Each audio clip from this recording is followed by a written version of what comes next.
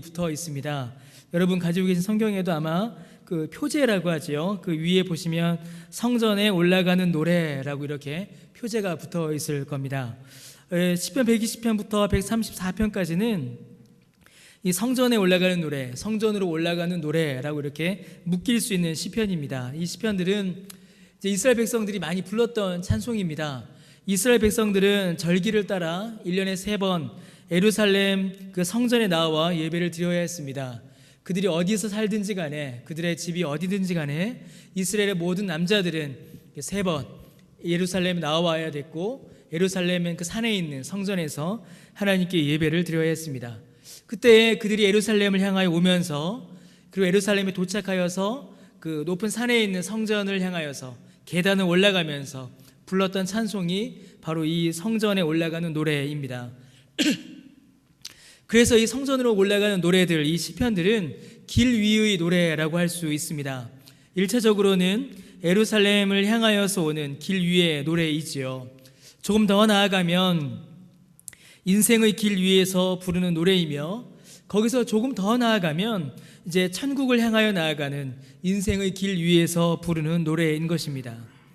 각 처에서 예루살렘 성전을 향하여서 온갖 위험과 어려움, 우리가 이 시편 성전에 올라가는 노래 중에 가장 유명한 게 이제 121편이죠. 아까 우리 목사님 그 찬양에도 하였던 그 찬양인데, 거기 찬양처럼, 그 찬송처럼 낮의 뜨거운 태양과 밤의 추위를 견뎌내며 하나님께 예배드리기 위하여 그 성전으로 나와왔던 이스라엘 사람들의 바로 그 길 위의 노래였던 것입니다.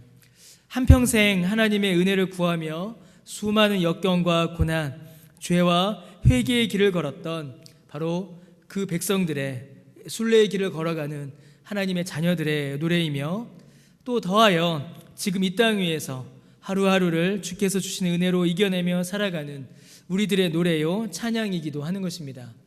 천국을 향하여서 순례의 길을, 나그네 길을 나아가는 우리 모두의 노래요, 찬양이요, 기도요, 감사가 바로 이 성전에 올라가는 노래입니다.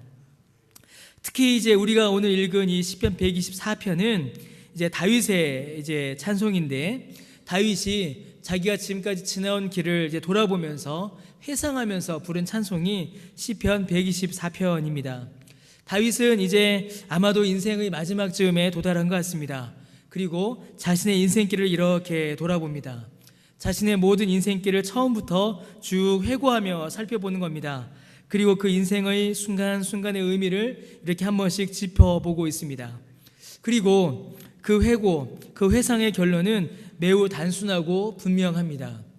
여러분, 우리는 다윗을 잘 압니다. 다윗이 많은 어려움을 겪었고, 많은 고난을 겪었고, 또 인생의 말년에는 큰 시험, 잘못된 죄를 범하기도 하였지만 그의 인생에는 아주 위대한 역사들, 위대한 일들이 많았습니다. 나라를 통일하였고, 통일된 나라가 매우 부강한 아주 놀라운 업적을 이루었지요. 그런데 다윗이 자신의 인생을 돌아볼 때에, 회고할 때에 하는 고백은, 내가 참 잘 살았다, 내가 참 많은 업적을 남겼다, 나 참 위대한 사람이다 라는 자기 칭찬이 아니었습니다. 다윗이 자기가 살아온 인생을 돌아보면서 사람 앞에, 하나님 앞에 그가 고백하는 것은 아주 단순합니다. 1절 말씀 그대로지요. 하나님께서 내 편이 아니셨다면 큰일 날 뻔했다. 이게 다윗의 고백인 것입니다. 여러분, 다윗은 이 찬양을 부르며 지나온 길을 돌아봤습니다. 그 내용들이 2절부터 쭉 나옵니다. 그 길을 걸어올 때에, 인생의 길을 걸을 때에 자신을 미워하고 공격하려는 사람들이 있었습니다. 때로는 강도가 분노하며 치러왔습니다. 나를 미워하는 사람들이, 그들의 노여움이 다윗을 덮었었고 정말 산채로 삼키려 했습니다. 넘치는 물에 잠겨 죽을 뻔했고, 마치 새가 올무에 잡혀서 죽기만을 바라보듯이 그렇게 절망과 죽음과 위험이 가득한 인생, 그런 여정을 다윗은 살아온 것입니다. 그러나 그 모든 어려움을, 고난을, 환난을, 위험을 다 극복하고 지금 이렇게 인생의 마지막에 도달할 수 있었던 것은 다윗이 고백하는 것 같이 다윗의 능력이나 다윗의 지혜나 다윗의 힘으로 된 것이 아니요, 하나님께서 다윗의 편에 함께 계셔 주셨기 때문입니다. 다윗은 지금 그것을 고백하는 것이지요. 하나님께서 내 편이 되어 주셨기에, 하나님께서 나와 함께 해 주셨기에 내가 그 길을 걸어올 수 있었다. 내가 그 모든 어려움을 극복할 수 있었다라고 다윗은 고백하고 있는 것입니다. 성도 여러분, 우리의 인생길이 바로 그러합니다. 우리는 하나님께서 우리에게 베푸신 은혜가 얼마나 큰지 사실 우리는 잘 깨닫지를 못합니다. 그 은혜가 너무 커서 깨달지 못할 때가 많습니다. 여러분, 태양빛이 얼마나 밝은지 우리는 잘 깨닫지를 못합니다. 왜 그럴까요? 태양빛이 어두워서가 아니라 태양빛의 그 밝기의 크기를 우리의 눈이 가늠할 수가 없기 때문입니다. 어두운 밤에 촛불이 하나 켜지면 어떨까요? 그것이 얼마나 밝은지 우리는 압니다. 왜냐하면 우리의 눈에 그 초의 밝기가 들어오기 때문이지요. 그러나 우리가 한낮에 다니며 그 낮의 빛이, 햇볕이 얼마나 밝은지 우리는 잘 깨닫지 못합니다. 그 햇볕이 어두워서가 아니라 그 햇볕이 우리의 시력을, 또 우리의 지력을 뛰어넘기 때문이지요. 그러다 보니 어떤 일이 벌어질까요? 감당할 수 없는 은혜에 감사하는 그런 일도 일어나지만 어떤 경우에는 그 빛의 밝음을 우리가 의식하지 못할 때가 많이 있습니다. 당연하게 여긴다라는 것이죠. 낮이 밝은 게 당연하지 이렇게 생각하듯이 하나님의 은혜의 크기도 우리가 모르고 넘어갈 때가 많이 있다라는 것입니다. 여러분, 하나님께서 우리에게 베푸시는 은혜의 손길은 너무나도 크고 놀라워서 우리가 그 크기를 가늠할 수 없을 정도로 우리에게 많은 은혜를 부어주십니다. 그 하나님이 누구 편이라고요? 내 편인 것입니다. 그 하나님이 우리 편이신 것입니다. 그래서 때로는 우리가 가늠하지 못하고 때로는 우리가 깨닫지 못한다 할지라도 내 편이신 하나님께서 나와 함께 하시고 나를 붙드심으로 이 인생의 길을, 이 인생의 여정을 걸어가게 하시는 것입니다. 여러분, 그 의미를 조금 더 확장해서 한번 생각해 보겠습니다. 우리는 모두가 천국을 향하여 가고 있는 순례자들입니다. 그래서 성경은 성도들을 가리켜서 나그네라고 하죠. 나그네입니다. 우리는 이 땅 위에서 영원히 살지 않습니다. 우리는 모두 저 천국을 향하여 하루하루 가고 있는 자들입니다. 그러나 우리가 거룩한 곳을 향하여서, 복된 곳을 향하여 간다고 해서, 또 우리의 인생의 목표가 거룩한 곳이라고 해서 우리의 인생길 자체도 사실 거룩한 것은 아닙니다. 여러분, 우리의 인생길은 어떻습니까? 우리의 목적지는 거룩하고 영광스러운 곳이지만 우리가 걸어가고 있는 이 나그네길, 이 인생길은 그냥 인생길이죠. 그냥 인생길일 뿐입니다. 영원하고 완전하며 고통과 슬픔이 없는 거룩하고 영광스러운 천국을 향하여 우리가 나아가고는 있지만 우리가 걸어가고 있는 이 길은 고통도 있고 슬픔도 있고 때로는 실패도 있고 실수도 있고 넘어지기도 하는 그런 현실의 길, 일상의 길을 우리는 걸어가고 있습니다. 여러분, 그런데 우리가 걸어가고 있는 이 일상의 길, 이 현실의 시간과 공간 속에서 우리를 넘어뜨리는 가장 큰 위험이 있습니다. 가장 큰 위험은 여러분 바로 죄의 유혹입니다. 많은 유혹이, 많은 공격이 우리에게 덮쳐옵니다. 세상이 우리를 유혹해서 우리가 그 유혹에 넘어갈 때가 있지요. 또 때로는 우리 스스로 연약하여서 우리 스스로 범죄할 때도 있습니다. 때로는 우리 육체가 연약해서 고통 가운데 쓰러질 때도 있고 뜻하지 않은 사고를 또한 당할 때도 있습니다. 여러분, 우리가 당하는 어려움, 고통, 슬픔, 괴로움, 이 모든 것들이 정말로 무서운 이유는 그러한 것들로 인하여서 우리가 믿음을 잃어버릴 수 있다라는 것입니다. 그 모든 어려움들, 그 모든 공격들의 궁극적인 목적은 우리로 하여금 우리의 믿음을 포기하게 만드는 것입니다. 죄의 달콤한 유혹들에 빠져서 그것을 즐기기 위해서 믿음을 버리려 할 때도 있습니다. 때로는 자신이 저질러 놓은 그 범죄 때문에 그 범죄로 인한 양심의 가책과 자괴감으로 믿음을 버리려고 할 때도 있습니다. 죄 짓기 위해서 믿음을 외면하고 지은 죄로 인하여서 믿음을 포기하려 할 때도 있다라는 것입니다. 그것뿐만이 아니지요. 나에게 덮쳐오는 고통, 나에게 덮쳐오는 괴로움이 우리를 닥쳐올 때에 우리가 그것을 어떻게 생각할 때가 많습니까? 아, 하나님이 나를 버리셨나 보구나 라고 생각할 때도 있습니다. 왜 내가 원하지 않은, 내가 예상하지 못했던 이런 고통이, 슬픔이 나에게 덮쳐오는가? 내가 이해할 수 없는 이 고통이 나에게 왜 오는가? 하나님이 살아계시다면 과연 이 고통이 나에게 올 수 있는가? 그리고 하나님이 나를 사랑하신다면 과연 이 고통이 나에게 오도록 하나님이 어떻게 허락하실 수가 있는가? 덮쳐오는 고통으로 인하여서 하나님의 존재를 의심하거나 나에게 덮쳐온 고통으로 인하여서 하나님의 사랑을 우리가 의심할 때가 있다라는 것입니다. 이게 무서운 것이지요. 정말로 무서운 것은 우리를 넘어뜨리고 우리를 쓰러뜨리고 우리를 고통스럽게 하는 것이 아니라 그것을 통하여서 우리의 믿음을 무너뜨리고 하나님으로부터 우리가 떠나가게 만드는 바로 그러한 죄의 유혹이요 죄의 힘이라는 것입니다. 여러분, 그러한 절망, 그러한 고통, 그러한 두려움에서 우리가 어떻게 노임을 받을 수가 있을까요? 여러분, 내 힘으로, 내 의지로는 이 모든 것을 이겨낼 수가 없습니다. 내 힘으로는 나에게 덮쳐오는 고통을 해석할 수가 없습니다. 어떻게 나에게 이런 어려움이 닥쳤나? 내 머리로는, 내 지식으로는, 내가 가지고 있는 신학적인 이해로는 그것을 앞뒤를 맞춰서 논리적으로 설명해낼 수가 없습니다. 때로는 내 힘으로 감당할 수 없는 어려움들이 닥쳐오지요. 그것을 우리가 어떻게 이겨낼 수가 있겠습니까? 그러나 여러분, 우리가 그 모든 위험으로부터, 또 그 모든 고통으로부터, 그 모든 죄의 유혹과 시험으로부터 우리가 벗어날 수 있는 것은 예수님을 의지할 때만 우리가 그 모든 고통으로부터 벗어날 수가 있습니다. 나에게 덮쳐오는 이 고통이, 이 괴로움이 지금은 이해할 수 없지만 예수님께서 구원하시는 길에 있음을 믿음으로 우리가 극복해 나갈 수 있는 것입니다. 우리를 넘어뜨려서, 우리를 유혹하여서 하나님께로부터 멀어지게 만드는 그 수많은 죄의 유혹들을 예수님을 믿는 그 믿음으로 말미암아 우리가 이겨낼 수가 있는 것입니다. 그래서 여러분, 우리가 이 인생길을 걸어가는, 이 수많은 고통과 어려움의 길을 걸어가는 이 길에서 참으로 우리가 의지하고 우리가 붙들어야 하는 것은 여러분, 예수님입니다. 예수 그리스도를 의지하는 것밖에는 이 길을 걸어갈 수 있는 힘이 우리에게는 없습니다.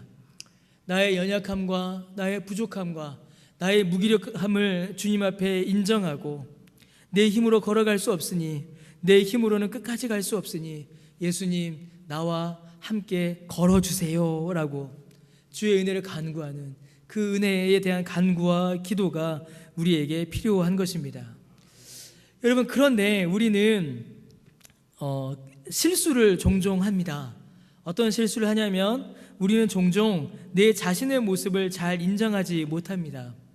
내가 얼마나 약하고 부족하고 또 모자란 존재인지, 내 힘으로는 이 길을 끝까지 갈 수 없다는 사실을 여러분, 우리는 잘 인정하지 못합니다.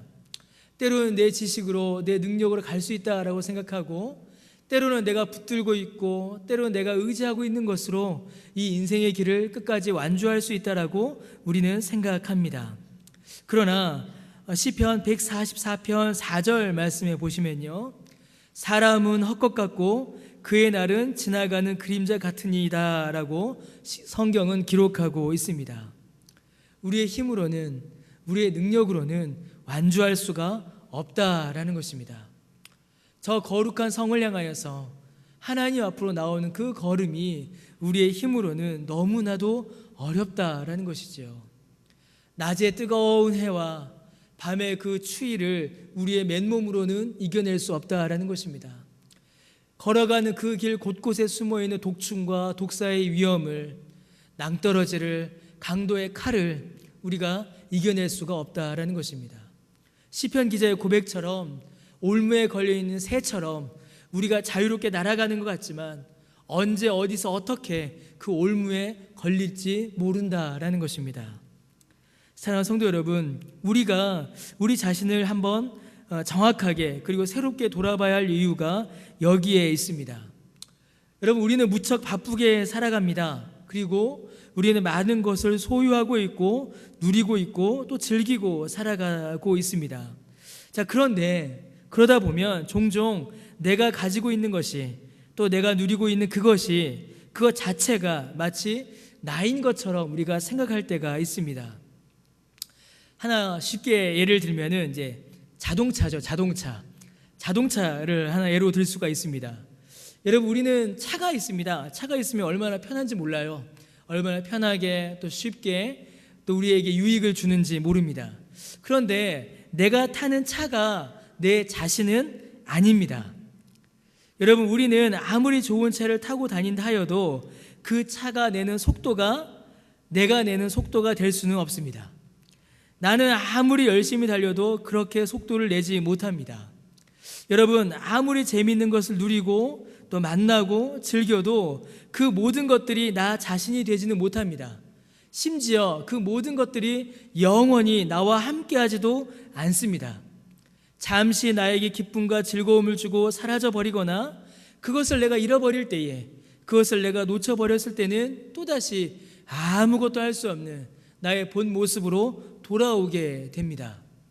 차가 아무리 좋아도 그 차를 잃어버리면, 그 차를 운전하지 못하면 또다시 우리는 걸어야 합니다. 우리가 아무리 건강이 좋아도 어느 날 건강을 잃어버리게 되면 우리는 또 질병으로 인하여서 고통해야 되고 아파해야 합니다. 내가 가지고 있는 그것이, 나에게 있는 그것이 곧 나를 만들지 못한다라는 것입니다. 여러분, 우리는 어떻게 보면 참 연약한 존재에 불과할 수 있습니다. 아무리 길을 쓰고 달려도 이내 지치고 많은 존재이고, 아무리 보려고 해도 조금만 멀어져도, 조금만 어두워져도 보지 못하는 존재입니다. 아무리 힘을 쓰고 무거운 것들을 들려고 해도 들 수 있는 것이 극히 적은 존재이고, 우리가 아무리 많은 지식을 동원하여도 아는 것보다 모르는 것이 훨씬 많은 존재가 우리입니다. 아무리 많은 계획을 세우고 아무리 많은 준비를 하여도 그 계획과 준비가 하루아침에 무너질 수 있는, 아무것도 할 수 없는 그런 일들이 닥치는, 그 앞에 무기력하게 있을 수밖에 없는 그런 존재가 여러분, 우리 자신들일 수 있습니다.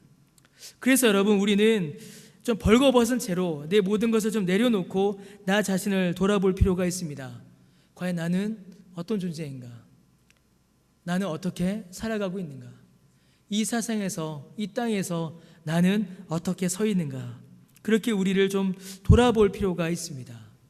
그때 우리가 만나게 되는 우리의 모습은 우리의 연약함입니다. 내가 얼마나 약한지, 내가 얼마나 모자란지, 내 육체의 능력이 얼마나 보잘것없으며 내 결단과 결심이 얼마나 작은 유혹에도 쉽게 넘어지는지 우리는 깨달아 알 수 있는 것입니다. 우리 집사님 기도해 주셨던 것처럼 또 오늘 우리 1, 2부 예배 때도 기도에도 있었듯이 벌써 1월이 지났습니다. 2019년 정신없이 새벽 기도하면서 떡국 먹으면서 시작했던 그날이 엊그제 같은데 벌써 한 달이 지났습니다. 그리고 2월 1일이 됐습니다. 이 한 달 동안에 여러분 어떻게 보내셨습니까? 저는 늘 그렇듯이 이 한 달도 어떻게 지나갔는지 모르게 지나갔습니다. 정말 정신없이 또 한 달이 지나갔습니다. 그런데 이 한 달 동안을 생각하면서 연초에 세웠던 계획, 연초에 우리가 하나님 앞에 이렇게 먹었던 그런 마음들, 여러분 얼마나 지켜지고 계십니까? 저는 올해 계획을 2개를 했거든요. 하나가 말씀과 함께하는 삶, 우리 매주 나가는 거요. 절대 빼먹지 않고 하겠다. 이 목사가 돼갖고 이 교인들 나눠주면서 나는 안 하면 되겠는가 이러면서 막판에 몰려서 하지 말고 제때 하겠다. 결심을 제가 아주 얼마나 굳게 했는지 모릅니다. 그러나 또 쌓여갑니다. 시편으로 기도하기, 제가 세미나 지난주에 말씀드렸잖아요. 매일 새벽마다 시편으로 기도하겠다. 시편으로 기도해야지. 그래서 한 절 한 절 이렇게 기도했습니다. 제가 아주 안 한 거 아닙니다. 그런데 어느 순간부터 그냥 한 편 읽고 말고 2절씩 읽고 어떨 때는 쭉 읽다가 그냥 넘어가고, 우리의 결심과 우리의 결단이 얼마나 연약하게 쉽게 넘어지는지 모릅니다. 여러분, 그래서 우리의 모습을 돌아보게 되면 우리는 누군가의 도움을 구하지 않을 수가 없습니다. 누군가의 도움을 찾지 않을 수가 없습니다. 젖먹이 아기가 엄마를 자신의 모든 것을 걸고 부르고 찾듯이 여러분, 우리도 하나님을 찾을 수밖에 없는 것입니다. 과학자들이 밝혀낸 아주 재밌는 게 하나 있습니다. 저도 그게 그냥 책에서 봤는데, 사람이 듣기 가장 짜증나는 소리가 있대요. 사람의 신경을 가장 거스르고 가장 괴롭히고 그 소리만 들으면 막 사람이 불편해지는 소리가 있다고 합니다. 여러분, 그게 무슨 소리인지 아세요? 애기 울음소리랍니다. 애기 울음소리는 들으면 사람이 굉장히 불편해지는 소리래요. 왜 그럴까요? 여러분, 생각해 보세요. 애기가 우는데 그 소리가 듣기 좋은 소리면 어떻게 되겠습니까? 얘를 달래겠습니까? 배가 고프다고 막 울어 제끼는데 그 소리가 감미로워요. 듣기 좋아요. 그러면 걔에게 먹을 걸 주겠습니까? 아이가 막 기저귀가 막 헝건해요. 그런데 그 우는 소리가 너무나 듣기 좋은 겁니다. 그러면 그걸 갈아주겠습니까? 그런데 하나님께서 그 울음소리를 가장 듣기 싫은 소리로 만들어주신 겁니다. 듣기 싫어서라도 먹이고 듣기 싫어서라도 갈아주려고요. 그러면 여러분, 우리가 듣기 가장 좋은 소리 뭘까요? 저도 그거 보고 되게 놀랐습니다. 우리 귀에 가장 감미로운 정도의 소리가 있대요. 그게 뭔지 아세요? 모기 소리랍니다. 모기 소리래요. 저도 그거 되게 놀랐습니다. 모기 소리가 사람의 귀에 들릴 때 가장 편하답니다. 왜 그럴까요? 하나님께서 모기도 먹고 살라고 그렇게 만들어 놓으신 겁니다. 여러분, 우리가 사실은 젖먹이 아기나 물이나 벌거벗고 놓고 이렇게 보게 되면은 똑같습니다. 누군가가 우리에게 먹을 것을 주지 않고, 누군가가 우리를 보호해 주지 않고, 누군가가 우리를 지켜주지 않고, 누군가가 우리를 감싸주지 않으면 이 추위에 벌벌 떨어야 되고, 배고픔으로 고른배를 움켜쥐어야 하고, 슬픔과 고통 가운데서 눈물을 흘릴 수밖에 없는 존재가 바로 우리입니다. 누군가 함께 있어야 한다는 것이죠. 누군가의 도움을 받아야 한다는 것입니다. 그런데 여러분, 이 시편이 얼마나 놀라운 약속을 우리에게 줍니까? 누가 우리 편인가요? 누가 우리 편입니까? 성경이 있지 않습니까? 이게 확신들이 없으세요? 확신을 갖고 말씀하셔야 됩니다. 누가 우리 편입니까? 여호와 우리 주 하나님이 내 편이십니다. 하나님이 내 편이십니다. 하나님이 나와 함께 하십니다. 그냥 하나님이 나와 함께 하신다, 그게 아닙니다. 하나님이 내 편이시라는 거예요. 내가 싸울 때 나 대신 싸워주시고, 내가 힘들 때 나 대신해서 힘든 거 들어주시고, 나 배고플 때 나에게 먹여주시고, 내가 추울 때 나를 덮어주시는 그 하나님, 그 하나님이 내 편이시라는 겁니다. 여러분, 원래 우리는 그 하나님이 내 편이 아니었죠. 우리는 원래 그 하나님과 원수였습니다. 그 하나님의 말씀에 불순종하였고 범죄하였으며, 그 하나님 싫다고, 그 하나님 외면하고 스스로 떠난 자들이 우리였습니다. 하나님 편 아니고 하나님 원수였죠. 그러나 이제 우리는 예수 그리스도 안에서 하나님 편이 되었습니다. 하나님이 내 편이 되셨습니다. 천지 만물을 만드시고 주관하시고 섭리하시는 그 하나님이 내 편이시라는 겁니다. 여러분, 이것보다 더 든든하고, 이것보다 더 확실하고, 이것보다 더 견고한 여러분 위로와 소망이 어디에 있을 수가 있겠습니까? 여러분, 조그만 애들도 야, 우리 아빠 힘세, 우리 아빠 내 편이야 라고 하면 든든하지 않습니까? 그런데 우리는 그 정도가 아닌 것입니다. 천지 만물을 주관하시는 하나님, 우리를 지으신 하나님, 우리에게 모든 은혜 주시기 원하시는 그 하나님이 누구 편이라고요? 당당하게 말씀하십시오. 내 편입니다. 내 편입니다. 그 하나님 내 편이십니다. 사랑하는 성도 여러분, 그래서 우리는 하나님을 찬송할 수 있습니다. 그래서 우리는 하나님께 감사를 올려드릴 수 있는 것입니다. 124편 8절에 뭐라고 찬송합니까? 우리 8절 같이 한번 읽어보겠습니다. 자, 시작. 우리의 도움은 천지를 지으신 여호와의 이름에 있도다. 여러분, 이것이 얼마나 놀라운 신앙의 고백입니까? 이것이 얼마나 놀라운 찬양입니까? 그래서 여러분, 이 찬양은 우리의 인생의 여정이 마무리될 때에 하나님의 은혜를 감사하며 살아온 인생의 모든 길이 그 자체가 하나님 앞에 감사하는 감사의 제목으로 드려질 수 있는 것입니다. 사랑하는 성도 여러분, 그래서 이 찬양의 깊은 의미와 감동은 어쩌면 제가 설교 초두에 말씀드렸던 것처럼 다윗처럼 인생의 마지막 즈음에 혹은 오랜 인생의 여정을 걸어오신 분들이 아마 이 찬양의 깊이와 감동을 더 많이, 더 풍성히 누리실 수 있다라고 저도 생각을 합니다. 젊은 청년들, 10대들, 20대들이 이 시편을 읽는 것과 70대, 80대가 되셔서 또 인생의 황혼 즈음에 이 시편을 읽으실 때는 아마 그 느낌이 다르시지 않을까 싶습니다. 오히려 좀 더 시간이 지난 후에 인생의 모든 여정을 마치고 아마 천국에서 이 찬양을 부를 때에 우리는 아마 더 깊은 기쁨과 감격과 감동을 맛볼 수 있을 것입니다.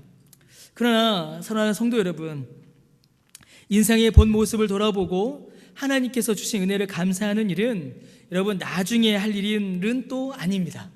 지금 하는 것이지요. 왜냐하면 지금 우리의 삶도 하나님의 은혜 안에 있기 때문입니다.